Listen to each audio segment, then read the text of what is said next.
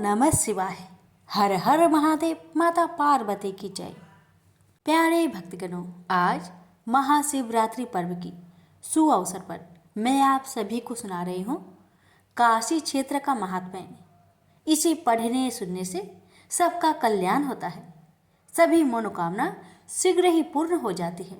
बड़े ही श्रद्धा भाव से, प्रसन्नचित मन से कथा को पूरा श्रवण कीजिएगा। कथा का अनादर ना करें। नाथ आप सभी की मनोकामना को अवश्य पूर्ण करेंगे। कथा। एक समय की बात है। त्रिपुरारी भुजंगधारी श्री काशीपति महादेव जी जगन माता पार्वती के साथ प्रसन्न रूप में विराजमान थे। जग माता ने उनसे अनुरोध किया, भगवान कोई कथा कहिए। इस पर भगवान भूत भावन किंचित मुस्कुराए और बोले, हे पार्वती सुनो, पूर्व समय में कुसमांड नामक एक ऋषि का पुत्र मंडप नाम से विख्यात था। बाल्यकाल में ही कुसंगति के कारण पाप कर्म में लीन हो गया था। अतः उसकी निंदित कथाओं को सुनकर उसके पिता, माता, भाई आदि सभी संबंधियों ने उसको अपने से अलग कर दिया। वह पूर्व जन्म के कर्मों के कारण किसी का कहना नहीं मान रहा था। उसकी आदतें यहाँ तक कि खराब हो गई कि वह साधु, महात्मा, सत्पुरुषों एवं देवी देवताओं तक की निंदा करने लगा। युवा होने पर वह दूसरी स्त्रियों के प्रेम में फंस गया। प्रेम के बस में होकर वह औरों के द्रव आदि की चोरी में भी लीन हो गया। उसके दो घनिष्ठ मित्र थे, एक था नापित, दूसरा था पटहारा। इन तीनों ने मिलकर विचार किया कि किसी धनी के घर चोरी करके अधिक धन प्राप्त किया जाए। अतः तीनों ने मिलकर राजा के यहाँ चोरी की। इस चोरी के कारण बहुत सा धन हाथ लगा। सारा धन मंडप के पास था। दोनों मित्रों के मांगने पर भी उसने उन लोगों का हिस्सा नहीं दिया। इस धन को वह एक वेश्या के यहाँ ले गया। वेश्या के यहाँ वह प्रेम लीला करने लगा। इस बीच उसको प्यास लगी। पलंग के नीचे रखी गिलास उसने खाली कर दी। स्वाद कुछ दूसरा था। इसमें क्या था? उसने वेश्या से पूछा। इसमें मदिरा थी। मंडप को इससे बड़ा दुख हुआ। मदिरा पान करके उसने महापाप किया है, यह सोचकर वह बड़ा दुख करने लगा। पर वेश्या बराबर मदिरा का गुणगान करती गई। उसने मंडप को फुसलाकर और मदिरा पिला दी तथा उसका सारा धन लेकर उसको बाहर निकाल दिया। होश में आने पर मंडप बड़ा विलाप करने लगा। पश्चाताप करता हुआ वह अपने मित्र के पास आया। सारी आप बीती सुना दी। उन मित्रों ने कहा, हे मित्र, तुमने मदिरा पान करके बड़ा पाप किया है। अब तुम इसका प्रायश्चित करो। मुझे प्रायश्चित का उपाय कहो। बिना प्रायश्चित के सुरापान का दोष नहीं मिटेगा। अतः उस वेश्या से स्वर्ण प्राप्त कर दान करो। यदि तुम ऐसा नहीं करोगे तो हम लोग तुम्हारी बड़ी निंदा करेंगे। यह सुनकर मंडप बड़ा दुखी हुआ। वह वेश्या के पास आया और वेश्या से अपना सारा दुखड़ा सुनाया। उसने वेश्या से स्वर्ण की मांग की। इस पर वेश्या बड़ी बिगड़ी और बोली, तुमने जो धन दिया है अब उसकी मांग मत करो। वेश्याएं कभी मिला हुआ धन वापस नहीं करती। क्या तुमको इस साधारण नियम का ज्ञान नहीं है? इस पर मंडप गिड़गिड़ाने लगा, पर वेश्या का हृदय पर इसका जरा भी असर न हुआ। उसने अन्य वेश्याओं को बुला लिया। सब मिलकर उसकी भर्त्सना करने लगी। कई ने तो उसको धमकी भी दे दी। हे पार्वती, इस प्रकार मंडप बहुत अपमानित होकर वहां से निकाल दिया गया। मंडप विलाप करता हुआ अपने पिता के घर की ओर चला। उसके दोनों मित्र पीछे लग गए।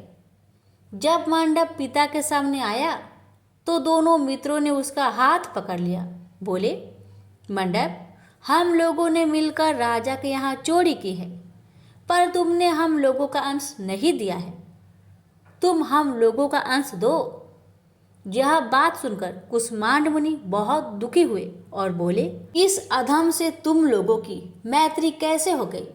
मंडप के मित्रों ने कहा, हे मुने, इसे भाभी ही समझिए। पर न्याय की बात तो यह है कि आपका पुत्र हमारा अंश नहीं दे रहा है। यह सारा धन लेकर एक वेश्या के यहाँ चला गया। उसने सारा धन ले लिया। वह वेश्या वाद विवाद में बड़ी चतुर है। वह धन वापस नहीं करेगी। अतः आप हमारा धन दिलवाइए, अन्यथा हम राज दरबार में गुहार करेंगे। इस पर कुष्मांड मुनि ने अपने पुत्र का हाथ पकड़ लिया। मुनि ने कहा, चलो मैं स्वयं राजा के पास चलता हूँ। न्याय प्रिय और धर्मात्मा राजा के दंड से पाप का नाश हो जाता है। पाप का प्रायश्चित न करने पर नरक यातना भोगनी पड़ती है। इस पर मंडप के मित्रों ने कहा, हे मुने, आप अपने पुत्र को हमारे हवाले कर दे। राज दरबार में आपका जाना ठीक नहीं है। हम लोग इससे निपट लेंगे।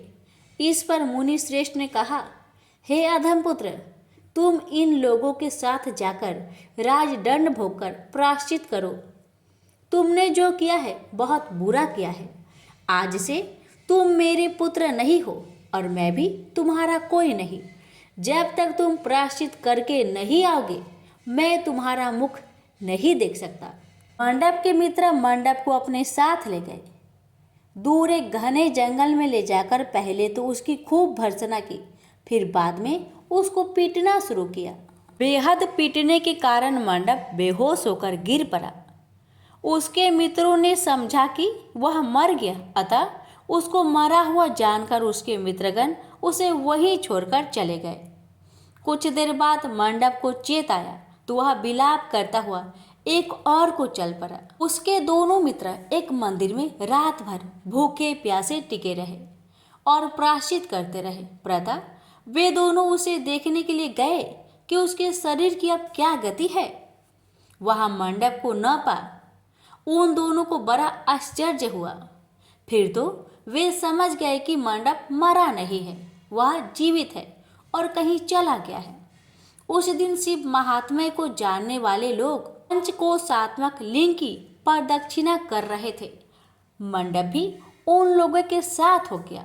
यात्रीगण कद्रमेश्वर के समीप रहे। मंडप ने भी वहां रहकर सारी रात जागरण किया। सब यात्रियों ने उसको साधु मान लिया और वह इस बात को भी मान गए कि वह परम शिव कुष्मांड का पुत्र मंडप है। मंडप शिवव्रतधारी परम शिव साधु के रूप में मान लिया गया। मंडप ने शंकर प्रतिमा के समक्ष नृत्य और भजन प्रारंभ कर दिया। सज्जनों ने उसकी भक्ति देखकर उसका बड़ा आदर किया। मंडप भी सत्संग से परम भक्ति भाव वाला हो गया। अब उसको ज्ञान हो गया कि शिव भक्ति के प्रताप से ही उसका इतना आदर हो रहा है। वह सबका प्रिय हो गया। साथ ही भोजन, धन्य धान्य, श्रद्धा भी मिल रही है। मंडप चंडिका देवी के मंदिर में आया। वहां काशी के धार्मिक सज्जनों द्वारा भीम चंडी की पूजा हो रही थी। मंडप का वहां बड़ा आदर किया गया। रात्रि में मंडप ने क्षेत्र महात्म्य कहा और सुना। इसके बाद शिव भक्तों और विष्णु भक्तों ने मिलकर कीर्तन किया। मंडप ने इस नित्य कीर्तन में प्रमुख भाग लिया। इससे प्रसन्न हो सबने मंडप की भूरी भूरी प्रशंसा की। इस प्रकार मंडप का मन शिव में लग गया। हे पार्वती, इस प्रकार मंडप मेरे क्षेत्र की प्रदक्षिणा करने लगा। ब्रह्म हत्या, सुरापान और चौड़े कर्म आदि पापों से छुटकारा पाने के लिए मेरी स्तुति करने लगा। इस प्रकार की आराधना से वह सारे पापों से मुक्त हो गया। देहली विनायक में आकर मंडप जीवा की लोलुपता से मुक्त होकर केवल शिव शिव का उच्चारण करने लगा। उसकी साधना और भक्ति भाव को देखकर सर्वत्र उसका बड़ा आदर और मान सम्मान होने लगा। हे पार्वती, मंडप ने अन्न जल सब त्याग दिया और बार बार विलाप कर कहने लगा कि ब्राह्मण शरीरधारी होकर भी मैंने स्वर्ण की चोरी की, साध्वी माता को ठगा, वेश्यागमन, सूरापान किया, ब्राह्मण शब्द का हनन किया। पश्चाताप से मंडप विहल हो गया। हे देवी, मंडप के मन में यह विचार आया कि मेरे क्षेत्र की प्रदक्षिणा करने से वह सारे पापों से मुक्त हो जाएगा। अतः वह काशी काशी शिव शंकर शिव शिव की रट लगाकर अपने पापों का प्रायश्चित करता हुआ मेरे क्षेत्र की परिक्रमा करने लगा। रामेश्वर लिंग में आकर उसने स्नान पूजन किया, सोमनाथ का पूजन किया, सीता और लक्ष्मण के साथ श्री राम जी का पूजन किया। पूजन और भक्ति भाव देखकर सर्वत्र उसकी प्रशंसा हुई। मांडव ने अन्न जल त्याग दिया था। तदनंतर वृषभ ध्वज में आकर स्नान देव पूजन किया। प्रातःकाल वरुणा संगम में स्नान किया। मुझे पूछता हुआ वह मेरे मंदिर आया। उसने आकर बड़ा दान पुण्य किया। संतोष मंडप ने साष्टांग प्रणाम किया। वह अनेक महात्मा उपस्थित थे। हे पार्वती, मंडप सबके आगे हाथ जोड़कर खड़ा हो गया और पूछने लगा, हे महात्माओं, मैंने बड़े बड़े पाप किए हैं। आप लोग कृपया यह बतलाइए कि इन पापों से मेरा छुटकारा किस प्रकार होगा। सभी महात्माओं ने कहा, हे मंडप, तुम शिव शक्ति केशव के भक्त हो गए हो। पंचक्रोशमात्मक लिंग प्रदक्षिणा से और शिव कीर्तन से तुम्हारे सारे पाप नष्ट हो गए हैं। इस प्रकार सुन मंडप ने कहा, हे सदस्य गणों, पिताजी ने तो मुझको घर से निकाल दिया है। अब मैं अपने घर कैसे जाऊं और हे मुनि श्रेष्ठों, पिता को कैसे अपना मुख दिखलाऊं। इस पर सबने कहा, अब तुम्हारे सारे पापों का प्रायश्चित हो गया है, तुम सहर्ष घर जा सकते हो। हे पार्वती, इस प्रकार मंडप अपने पिता के घर के सामने आया और शिव शिव शंभो शंभो महादेव महादेव का उच्चारण करने लगा। स्वर सुनकर कुष्मांड मुनि ने अपनी पत्नी से कहा, हे प्रिय, देखो तो कौन द्वार पर शिव का उच्चारण करता हुआ हमें परम सुख दे रहा है। शिव नाम की अमृत वर्षा कौन कर रहा है। मुनि पत्नी ने द्वार पर अपने पुत्र को देखा। हे पुत्र, तुम्हारा आना कैसे हुआ।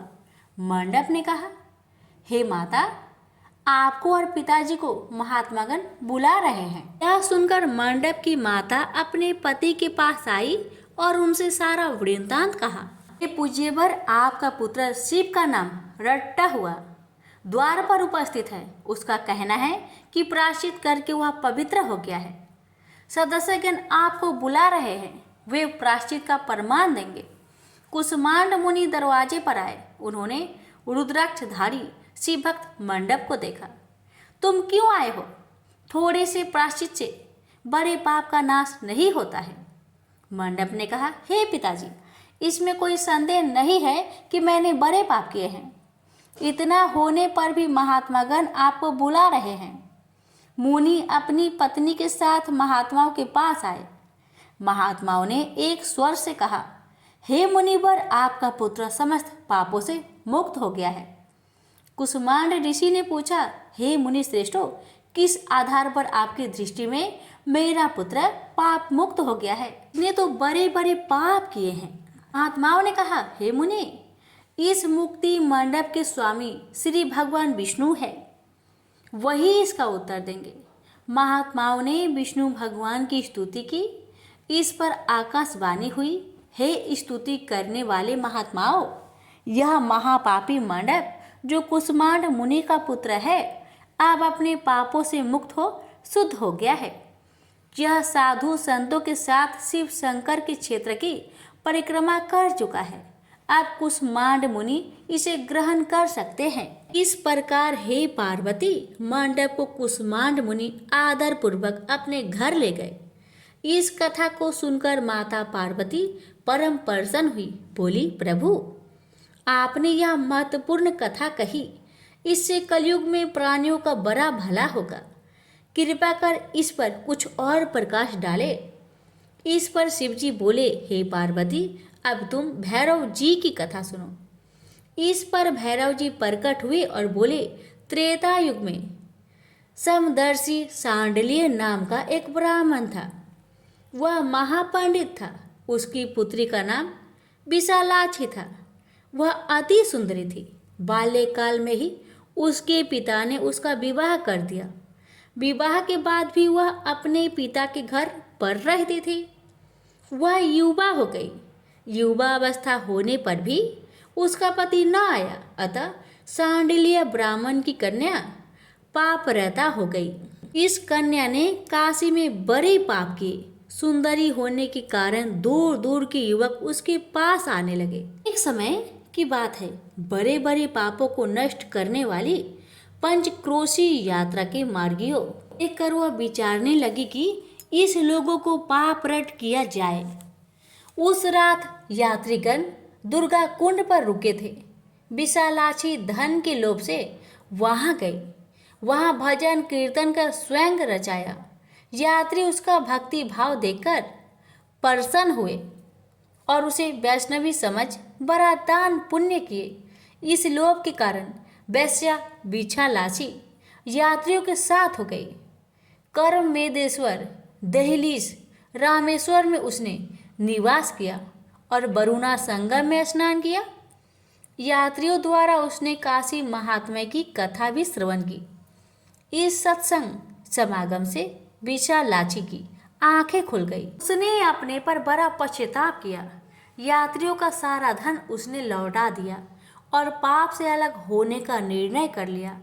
उसने महात्माओं से पूछा, हे देवताओं, मैं बड़ी पापिनी हूँ, कृपया मेरी मुक्ति का उपाय कहिए। इस पर महात्माओं ने कहा, देवी तुम धन्य हो, तुमको पापों से भय नहीं करना चाहिए। तुमने काशी क्षेत्र की प्रदक्षिणा की है, अब तुम हमारे साथ प्रदक्षिणा जारी रखो। विशालाक्षी ने उपयुक्त वचनों पर विश्वास किया। वह महात्माओं के साथ हो गई। 5वें दिन सभी यात्री वृषभ खंड में रहे। वह भी उन्हीं के साथ रही। सभी ने वरुणा संगम में स्नान किया और आदि केशव का पूजन किया। विशालाक्षी मुक्ति मंडप में आई। उसने बड़े भक्ति भाव से शिव शंकर की पूजा की। इस प्रकार विशालाक्षी सभी पापों से मुक्त हो गई। उसके पिता सांडल्य ने बड़े आदर के साथ उसे अपने घर में स्थान दिया। वह इस प्रकार पवित्र हो गई। भैरव जी बोले, हे पार्वती, यह काशी क्षेत्र का महात्म्य है।